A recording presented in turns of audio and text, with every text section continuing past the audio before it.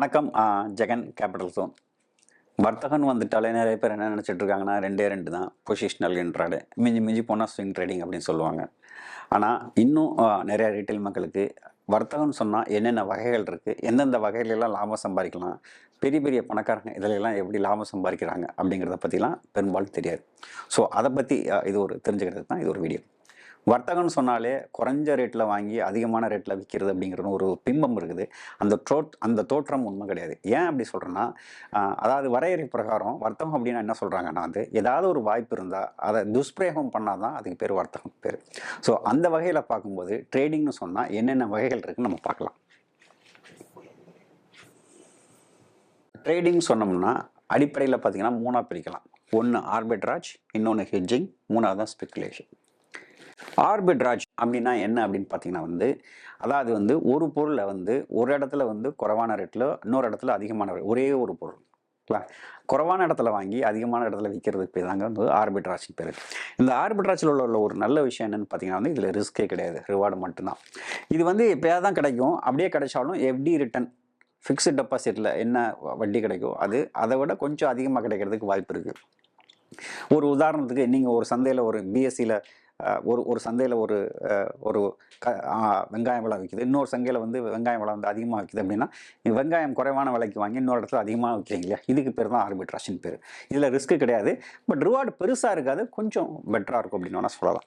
So இதில் 3 வகையாக பிரிக்கலாம். ஆர்பிட்ராஜ் அப்படின்னு சொல்லும்போது என்னென்னு பார்த்தீங்கன்னா cash market to cash market. இது எப்படின்னா என்எஸ்சி பிஎஸ்சின்னு இருக்குது. இப்போ என்எஸ்சியில் இன்ஃபோசிஸ் விலை கம்மியாக விற்கிது, பிஎஸ்சியில் அதிகமாக விற்கிதுன்னா என்எஸ்சியில் வாங்கி பிஎஸ்சியில் விற்றுருவாங்க. இதனால தான் cash market to cash market இது ஒரு வகையான ஆர்பிட்ராஜின் பேர். 2 கேஷ் டெரிவேட்டிவ்ஸ். அதாவது என்னென்னா இன்ஃபோசிஸோட ஷேர் விலை கம்மியாக இருக்கும், ஆனால் ஃபியூச்சரில் ரொம்ப அதிகமாக இருக்கும். இல்லைன்னா ஃபியூச்சரில் விலை கம்மியாக இருக்கும், கேஷில் அதிகமாக இருக்கும். காஸ்ட் ஆஃப் கேரின்னு சொல்லுவாங்க. இந்த காஸ்ட் ஆஃப் கேரி அதிகமாக இருக்கிற பட்சத்தில் அப்போ என்ன பண்ணுவாங்க, கேஷில் வாங்கிட்டு ஃபியூச்சரில் விற்பாங்க.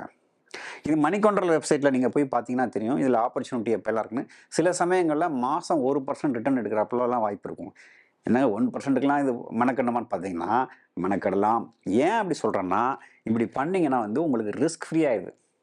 இதில் ட்ரேடிங்கில் இது ஒன்று மட்டும்தாங்க ரிஸ்க் ஃப்ரீ, மற்றதெல்லாம் பார்த்தீங்கன்னா ரிஸ்க் உள்ளது. ஆர்பிட்ராஜுங்கிறது ஒன்று ரிஸ்க் ஃப்ரீ. அப்புறம் டெரிவேட்டிவ்ஸ் டு டெரிவேட்டிவ்ஸ், அது என்னன்னு பார்த்தீங்கன்னா புட் கால் பேரிட்டின்னு சொல்லுவாங்க. அதாவது அத்திமணி புட்டோட ப்ரீமியம் வித்தியாசமாக இருக்கும்போது, இன்பேலன்ஸ்டாக இருக்கும்போது, அதாவது காலோட ரேட் அதிகமாகவோ புட்டோட ரேட்டு குறைவோ இருந்தால் புட் கால் பேரிட்டி பிரகாரம் என்ன பண்ணுவாங்கன்னா அது மூலமாகும் ஃபியூச்சர் சிந்தட்டிக் ஃபியூச்சர் அப்படின்னு பேர். சிந்தட்டிக் ஃபியூச்சர் பற்றி ஒரு வீடியோ போட்டிருக்கேன், அதில் போய் பாருங்கங்களா. ஸோ ஃபியூச்சரில் லாங் போய்ட்டு சிந்தட்டிக் ஃபியூச்சரில் ஷார்ட் போகலாம். அப்படி போகிறது மூலமாகவும் ஒரு லாபம் சம்பாதிக்க முடியும். ஸோ 3 வகை ஆர்பிட்ரேஜில் பணம் பண்ண முடியும். இதெல்லாம் என்னங்க எப்படி பண்ண முடியும்னு கேட்டிங்கன்னா, இவ்வளோ மெனக்கெல்லாம் வேணாம். இதுக்குன்னா தனியாக ஒரு ஆர்பிட்ராஜ் ஃபண்டுன்னு ஒன்று வச்சுக்கிறாங்க. அது கிட்டத்தட்ட பார்த்தீங்கன்னா வருடத்துக்கு 5% 6% ரிட்டர்ன் கொடுக்கும். அதையே நீங்கள் ஃப்ளஷ் பண்ணிக்கலாம். இது சம்மந்தமாக ஒரு வீடியோ போட்டிருக்கேன், அந்த வீடியோட லிங்க் டிஸ்கிரிப்ஷனில் இருக்குது, போய் பாருங்கள்.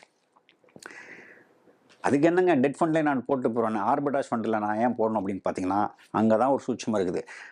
ஆர்பிட்ராஜ் ஃபண்டு எதுக்கு கீழே வருதுன்னா ஈக்விட்டி கீழே வருது. ஸோ 1 வருஷம் வச்சுருந்தாலே உங்களுக்கு லாங் டேர்ம் கேபிட்டல் இருக்குது. இதே இது நீங்கள் டெட் ஃபண்டு சொன்னால் 3 வருஷம் வச்சுக்கணும் லாங் டேர்ம் கேபிட்டல் இருக்குது. இதுக்கு 1 வருடம் வைத்திருந்தால் போதும். ஸோ அந்த ஆர்பிட்ராஜ் ஃபண்ட் மியூச்சுவல் ஃபண்ட் பற்றி உங்களுக்கு தகவல் வேணும்னா அந்த வீடியோ பார்த்தீங்கன்னா உங்களுக்கு தெரியும். இது 1. 2 ட்ரேடிங்கில் ஹெட்ஜிங்னு ஒன்று இருக்குது. ஹெட்ஜிங்கும் ட்ரேடிங் கீழே தான் வருது. ஆர்பிட்ராஜும் ட்ரேடிங் கீழே தான் வருது, ஹெட்ஜிங்கும் ட்ரேடிங் கீழே தான் வருது. இப்போது இந்த ஹெட்ஜிங்னு சொல்லும்போது என்ன அப்படின்னு பார்த்தீங்கன்னா நீங்கள் ஒரு அசட் வச்சுருக்கிறீங்க, கரெக்டுங்களா? அது கீழே இறங்கிடுமோன்னு பயப்படுறீங்க, அதுக்காக ஹெட்ஜிங் வாங்குறீங்க. இப்போ ஒரு உதாரணம் வச்சுக்கோங்க, நீங்கள் ஒரு நல்ல வேலையில் இருக்கீங்க, உங்கள் ஹெட்ஜிங்க்கு என்ன பண்ணுறீங்க, இன்சூரன்ஸ் வாங்குறீங்க. ஒரு வீடு கட்டுறீங்க, இன்சூரன்ஸ்க்கு என்ன பண்ணுறீங்க, சுற்று காம்பவுண்டு கட்டுறீங்க, கரெக்டுங்களா? பைக்கில் போகிறீங்க, ஹெட்ஜிங்க்கு என்ன பண்ணுறீங்க, ஹெல்மெட் போடுறீங்க. ஆக ஹெட்ஜிங்கிறது ஒரு செலவு தான். ஆனால் அந்த செலவோட நோக்கம் என்னென்னா உங்கள் அசட், உங்களுடைய சொத்து மதிப்பு கீழே வரும்போது அதை உங்களை காப்பாற்றும். இந்த ஹெட்ஜிங் எப்படிலாம் பண்ணலாம் அப்படின்னு பார்த்தீங்கன்னா கவர்ட் கால்னு ஒரு ஸ்ட்ராட்டஜி சொல்லுவாங்க. இதை பற்றி ஒரு செப்பரேட்டாக ஒரு வீடியோ போட்டிருக்கேன், பிக் பாய் கவர்ட் கால். நீங்கள் அதை போய் பார்த்தீங்கன்னா தெரியும். அதாவது நீங்கள் வச்சுக்கிற அசட்டுக்கு மாதம் வாடகை வருமானம் எப்படி பெறுவது அப்படிங்கிறத பற்றி ஒரு வீடியோ இருக்குது. அந்த வீடியோட லிங்க் டிஸ்கிரிப்ஷனில் இருக்குது, நீங்கள் செக் பண்ணி பாருங்கள். ஆனால் இந்த ஸ்ட்ராட்டஜிக்கு முதல்ல நல்ல விஷயம் தெரிஞ்சவங்க மட்டும்தான் பண்ணணும், விஷயம் தெரியாதவங்க பண்ணக்கூடாது. ஏன்னா இதில் லாபம் நிறுத்தப்படும். ஆனால் நஷ்டம் வந்து அன்லிமிட்டடாக இருக்கும், போய்கிட்டே இருக்கும். லாபம் வந்து நிறுத்தப்படும். லாபத்துக்கு வந்து ஒரு எல்லை இருக்குது, நஷ்டத்துக்கு எல்லையே கிடையாது. ஸோ கவர்ட் கால் ஒரு நல்ல ஸ்ட்ராட்டஜின்னு நான் சொல்ல மாட்டேன். இருந்தாலும் நீங்கள் வந்து ஆப்ஷன் மார்க்கெட்டில் வந்து ஒரு வல்லுநராக இருந்தீங்கன்னா நீங்கள் கவர்ட் கால் ஸ்ட்ராட்டஜி பண்ணலாம். அப்புறம் மேரிட் புட். அதனங்க மேரிட் புட். புட்டுக்கும் மேரிட் புட்டுக்கும் என்ன வித்தியாசம் அப்படின்னு பார்த்தீங்கன்னா வந்து, ஒரு புட்டை சாதாரணமாக நீங்கள் வாங்கினீங்கன்னா, நீங்கள் மார்க்கெட்டில் வந்து கீழே விழுன்னு நினைக்கிறீங்க, ஒரு புட்டு வாங்குனீங்கன்னா அதுக்கு பேர் புட்டுன்னு பேர். இல்லைன்னா ஸ்பெக்குலேஷன் புட்டுன்னு சொல்லலாம், இல்லை நேக்கடு புட்டுன்னு சொல்லலாம், என்ன மாதிரி நான் சொல்லலாம். ஆனால் ஒரு அசட்டை வச்சுக்கிட்டு நீங்கள் புட்டு வாங்குனீங்கன்னா, இப்போ இன்ஃபோசிஸ் வச்சுருக்கீங்க, இன்ஃபோசிஸ்க்கு நீங்கள் புட்டு வாங்குறீங்க. நிஃப்டி பீஸ் வச்சுருக்கீங்க, நிஃப்டி பீஸுக்கு ஒரு புட்டு வாங்குறீங்க. அப்படி வாங்கினீங்கன்னா அதுக்கு பேர் மேரிடு புட்டுன்னு பேர். ஒரு அசட்டை வச்சுக்கிட்டு அதுக்கு தகுந்தாப்பில் புட்டு வாங்கினா அதுக்கு சமமான அளவில் வாங்கணும். அதோட கான்ட்ராக்ட் வேல்யூவும் இந்த புட்டில் நீங்கள் வாங்குறீங்க இல்லையா, அந்த கான்ட்ராக்ட் வேல்யூவும் சமமாக இருக்கணும். ஒரு உதாரணத்துக்கு 10 லட்ச ரூபாய்க்கு நீங்கள் வந்து ஒரு இன்வெஸ்ட்மெண்ட் வச்சுருக்கீங்கன்னா, 10 லட்ச ரூபாய்க்கு ஒருத்தான புட் ஆப்ஷன் வாங்கினீங்கன்னா அதுக்கு பேர் மேரிடு புட்டுன்னு பேர். ஸோ அந்த புட்டுலையும் நீங்கள் என்ன பண்ணனா லாபம் ஹெட்ஜிங் பண்ண முடியும். இது பெரும்பாலான காலங்களில் பார்த்தீங்கன்னா வந்து கொரோனா ஃபாலோ இல்லை 2008 கிராஷ் நடந்ததோ இந்த மாதிரி காலங்களில் உங்களுக்கு பெருமளவு காப்பாற்றும். சில பேர் என்ன பண்ணுவாங்கன்னா இது ரெண்டையும் பண்ணுவாங்க, கவர்ட் காலும் பண்ணுவாங்க, மேரிட் புட்டும் பண்ணுவாங்க. அப்படி பண்ணிங்கன்னா அதுக்கு பேர் காலர்னு பேர். நான் சொல்கிறேங்க, இந்த 3 பண்ணிங்கனாலும் நீண்ட கால அடிப்படையில் உங்களுக்கு ப்ராஃபிட் வராது. ட்ராடவுன் தடுக்கப்படும். இன்னும் சொல்லப்போனால் ப்ராஃபிட் குறைக்கப்படும். நீங்கள் நினச்ச ப்ராஃபிட் நீங்கள் சும்மா வச்சுருந்தா கூட உங்களுக்கு லாபம் வரும். ஆனால் இது எல்லாத்தையும் சேர்த்து தான் இன்னொரு ஸ்ட்ராட்டஜி இருக்குது, அதுதான் ட்ரெண்ட் ஃபாலோயிங். அதில் என்ன பண்ணுவாங்கன்னா, பெரும்பாலான இன்வெஸ்டர்ஸ் நல்ல விவரம் தெரிஞ்ச ட்ரேடர் என்ன பண்ணுவாங்கன்னா, எப்போல்லாம் மார்க்கெட் கரெக்ட் ஆகுதோ, எப்போல்லாம் மார்க்கெட் பேரிஷ் ஆகுதோ, இப்போ பேரிஷாக இருக்கு இல்லையா, எப்போல்லாம் பேரிஷ் ஆகுதோ அப்போது அவங்க இன்வெஸ்ட்மெண்ட் வந்து 1 கோடின்னு வச்சுக்கோங்க, 1 கோடிக்கு ஃபியூச்சரில் ஷார்ட் அடிச்சிருவாங்க. ஏன் அப்படி பண்ணுறாங்க? அதுக்கு அந்த இன்வெஸ்ட்மெண்ட்டை விற்றுலாம் அப்படின்னு பார்த்தீங்கன்னா, இன்வெஸ்ட்மெண்ட்டை விற்றீங்கன்னா உங்களுக்கு ஷார்ட் டேர்ம் கேபிட்டல் கெயின் வரும். ஷார்ட் டேர்ம் கேபிட்டல் கெயின்கிறது அதிகம், லாங் டேர்ம் கேபிட்டல் கெயின்கிறது குறைவு இல்லையா. அதுக்கு என்ன பண்ணுவாங்கன்னா ஃபியூச்சரில் ஷார்ட் அடிச்சிருவாங்க. ஸோ மார்க்கெட் கீழே வரும்போது அதில் ப்ராஃபிட் பண்ணிப்பாங்க. இந்த ஈக்விட்டியை அவங்க லாங் டேர்ம் வச்சுப்பாங்க. ரொம்ப சிம்பிள், அது கூட பண்ணலாம். அதுதான் கரெக்டான ஹெட்ஜிங். ஏன்னா இதை நீங்கள் வாங்கி விற்றுக்கிட்டே இருக்க முடியாது. விற்றுக்கிட்டே இருந்தீங்கன்னா ஷார்ட் டேர்ம் கேபிட்டல் கெயின் வந்துகிட்டே இருக்கும். அதுக்கு பதிலாக என்ன பண்ணலாம்னா, இதுக்கு சமமான அளவில் வந்து நீங்கள் என்ன பண்ணலாம், ஃபியூச்சரில் ஷார்ட் அடிக்கலாம், ட்ரெண்ட் ஃபாலோவிங். அதுதான் மிகப்பெரிய எக்ஸ்பர்ட்லாம் பண்ணுறது. நான் பண்ணுறதுலாம் அதுதான் பண்ணுவேன். அதுக்கு பதிலாக தான் நான் என்ன பண்ணுறேன், நிஃப்டி ட்ரெண்ட் ஃபாலோவிங் நான் பண்ணிட்டு இருக்கேன். இதைத்தான் என்னோட பயிற்சி வகுப்புலாம் நான் சொல்லித்தரேன். சென்னையில் தமிழில் நடக்குது, மற்ற நகரங்கள்லாம் ஆங்கிலத்தில் நடக்குது. ஸோ எல்லாத்தையும் பற்றியும் வீடியோ இருக்குது. ஆர்பிட்ரேஜ் பற்றியும் வீடியோ போட்டிருக்கேன், கவர்ட் கால் பற்றி வீடியோ போட்டிருக்கேன், மேரிட் புட்டும் வீடியோ போட்டிருக்கேன், காலரும் வீடியோ போட்டிருக்கேன். ஸோ நீங்கள் போய் பார்க்கலாம். அடுத்து 3வது, இதுதான் நம்மால் ஸ்பெக்குலேஷன்.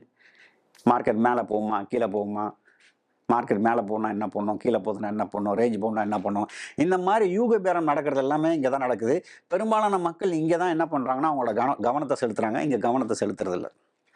ஸோ இதில் என்ன பண்ணலான்னா, பொசிஷனல் இன்ட்ராடேன்னு 2ஆக பிரிக்கலாம். பொசிஷனலாக என்ன அர்த்தம்னா வந்து, நீங்கள் இன்றைக்கி எடுத்த பொசிஷனை ஒரு நாளைக்கு மேலே நீங்கள் கேரி பண்ணாலே, ஒரு நாளைக்கு மேலே எடுத்து வச்சாலே அதுக்கு பேர் வந்து பொசிஷனல்னு பேர். அன்னைக்கு பொசிஷனை அன்றைக்கே க்ளோஸ் பண்ணிட்டா அதுக்கு பேர் இன்ட்ராடேன்னு பேர்.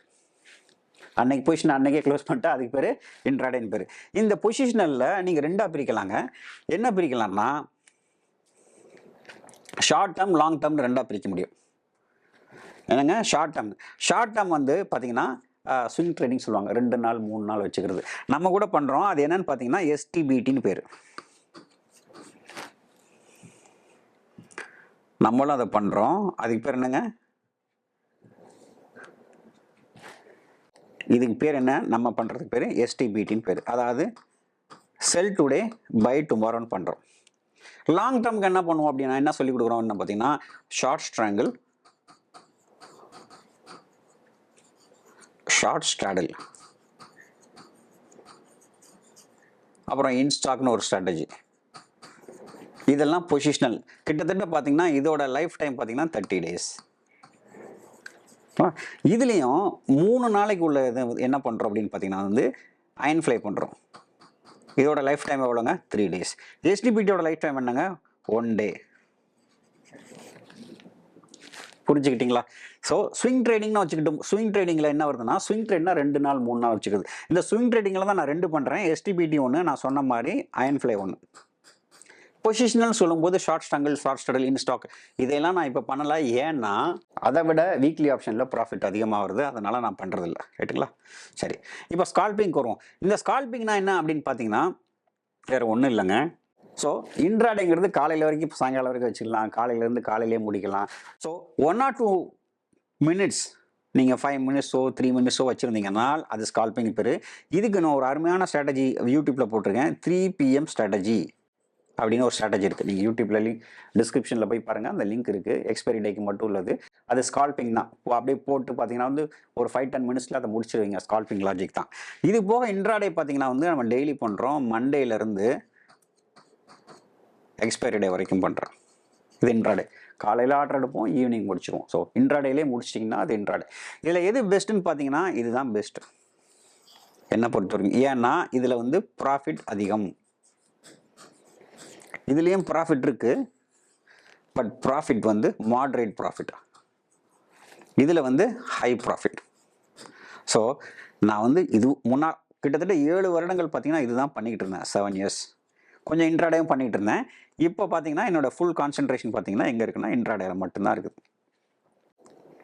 என்னோட ஃபுல் கான்சன்ட்ரேஷன் எங்கெங்கே இருக்குது? இன்ட்ராடேல மட்டும்தான் இருக்குது. ஸோ நீங்கள் என்னென்ன பண்ணலான்னா, இந்த ஆர்பிட்ரேஜ் நீங்கள் பண்ணணும்னு அவசியம் கிடையாது. மறுபடியும் நான் சொல்லிடுறேன். இதுக்கு பதிலாக என்ன பண்ணலான்னா வந்து நீங்கள் வந்து ஆர்பிட்ராஜ் மியூச்சுவல் ஃபண்டில் போடலாம். அந்த ஆப்பர்ச்சுனிட்டியை நீங்கள் பயன்படுத்திக்கலாம். ஏன்னா இன்ஸ்டிடியூஷன்லாம் அல்கோ மூலமாக போடுவாங்க, அவங்கள பீட் பண்ணவே முடியாது. இந்த ஹெட்ஜிங் வந்து நீங்கள் நாலேஜ் இருந்தால் கவர்ட் கால் மேரிட் புட்லாம் பண்ணலாம். அப்படி இல்லைன்னா ட்ரெண்ட் ஃபாலோவிங் லாஜிக் யூஸ் பண்ணி உங்கள் இன்வெஸ்ட்மெண்ட்டுக்கு நீங்கள் என்ன பண்ணலாம், ஃப்யூச்சரில் ஷார்ட் அடிக்கலாம். மார்க்கெட் பேரிஷாக இருந்தால் அதுக்கு நீங்கள் ட்ரெண்ட் ஃபாலோவிங் கற்றுக்கணும். கற்றுக்கிட்டா தான் அது பண்ண முடியும். இல்லைன்னா நீங்கள் வழக்கம் போது கவர்ட் கால் மேரிட் புட் இதெல்லாம் பண்ணிக்கணும். ஓகேங்களா? இது நான் சொல்லியிருக்கிறேன். நீங்கள் வந்து உங்களுக்கு டைம் இல்லை, எனக்கு டைமே சுத்தமாக இல்லை, நான் வேலைக்கு போகிறேன் அப்படிங்கிற மக்கள் வந்து பொசிஷனல் பண்ணிக்கணும். எனக்கு நிறையா டைம் இருக்குது, எனக்கு பிஸ்னஸ்லாம் கொஞ்சம் நிறையா டைம் இருக்குது அப்படிங்கிற மக்கள் வந்து இன்ட்ராடே பண்ணிக்கணும். ஸோ யார் யார் என்னென்ன பண்ணணும் அப்படிங்கிறது வந்து நீங்கள் தான் முடிவு பண்ணணும். உங்கள் டைப்பை பொறுத்து நீங்கள் இதெல்லாம் முடிவு பண்ணிக்கலாம். ஸோ இப்போ உங்களுக்கு புரிஞ்சிருக்கும் என்னென்ன ட்ரேடிங் டைப்ஸ் இருக்குது, இதில் எதெல்லாம் உங்களுக்கு செட் ஆகணும் அதை பொறுத்து நீங்கள் சூஸ் பண்ணிக்கலாம். இந்த வீடியோ பார்த்ததுக்கு நன்றி. இன்னொரு வீடியோவில் சந்திக்கலாம்.